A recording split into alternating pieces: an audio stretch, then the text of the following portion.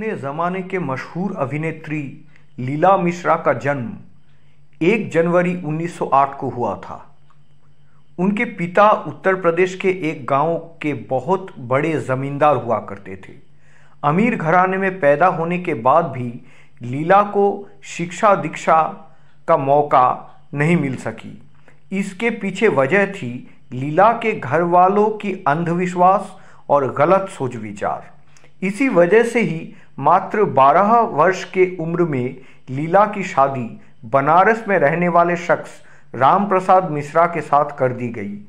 शादी के कुछ ही सालों के भीतर लीला मिश्रा मां बन चुकी थी। अपनी जिंदगी के 17 वर्ष पूरे होने तक लीला मिश्रा 2 बच्चे की मां बन गई थी। उनके 2 बेटियां थीं।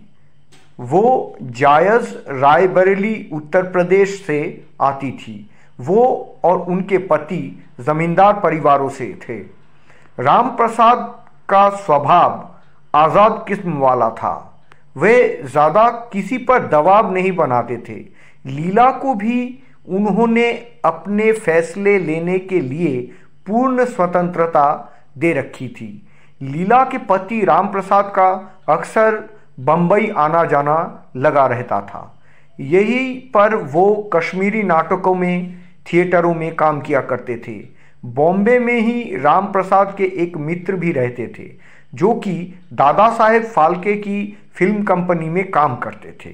एक दिन जब वो राम प्रसाद के घर आए तो उन्होंने लीला जी को देखकर राम प्रसाद से उन्हें फिल्मों में काम करने को लेकर सलाह दी।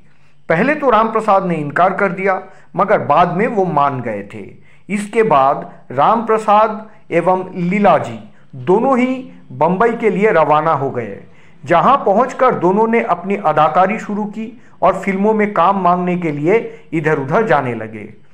इन दोनों की पहली फिल्म साल 1936 में एक साथ आई थी जिसका नाम सती सुलोचना था। इसमें राम प्रसाद ने रावण का किरदार निभाया था तो लीला जी ने मंदोदरी का रोल अदा किया था।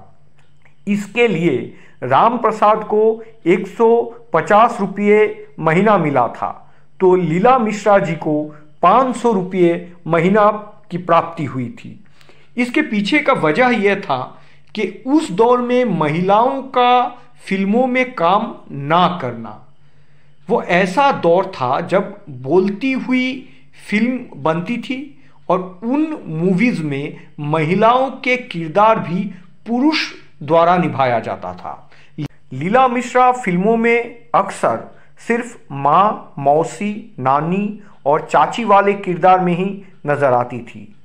ऐसे में लोगों के मन में सवाल उठने लगा था कि लीला ऐसे किरदारों में ही क्यों नजर आती है। इस सवाल का जहन में उठना भी लाजमी था क्योंकि इतनी सुंदर बेहतरीन एक्ट्रेस ने अपने जवानी के दिनों में भी रोमांटिक रोल नहीं किए थे और ना ही किसी फिल्मों में बतौर हीरोइन दिखी थी।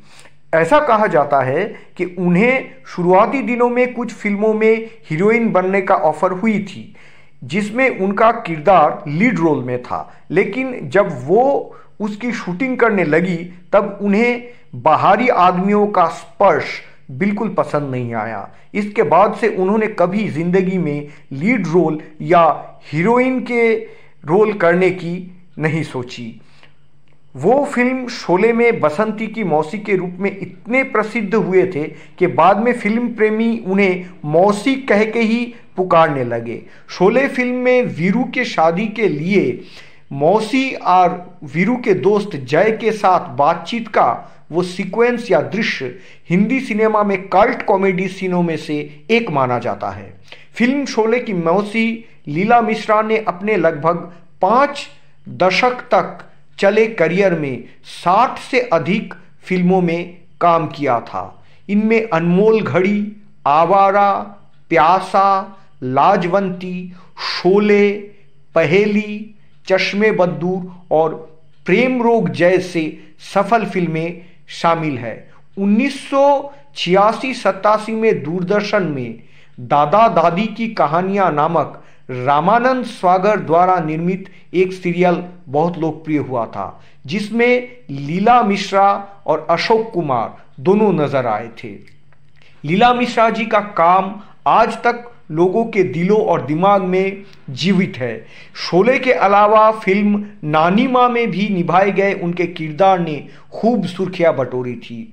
इसी फिल्म के लिए एक्ट्रेस लीला मिश्रा को पहली बार 73 साल की उम्र में बेस्ट एक्ट्रेस अवार्ड से नवाजा गया था। लीला मिश्रा ने बॉलीवुड के अलावा कुछ भोजपुरी फिल्मों में भी काम किया और अपने शानदार अभिनय से लोगों के दिलों में जगह बना ली। करीब 50 सालों तक फिल्मों के लिए अपना सब कुछ न्यौछावर करने वाली लीला मिश्रा जी का निधन 17 जनवरी 1988 को दिल का दौरा पड़ने से हुआ था। लीला मिश्रा अब भले ही हमारे बीच नहीं है, लेकिन फिल्मों में उनके द्वारा निभाए गए किरदार आज भी लोगों के दिलों में है।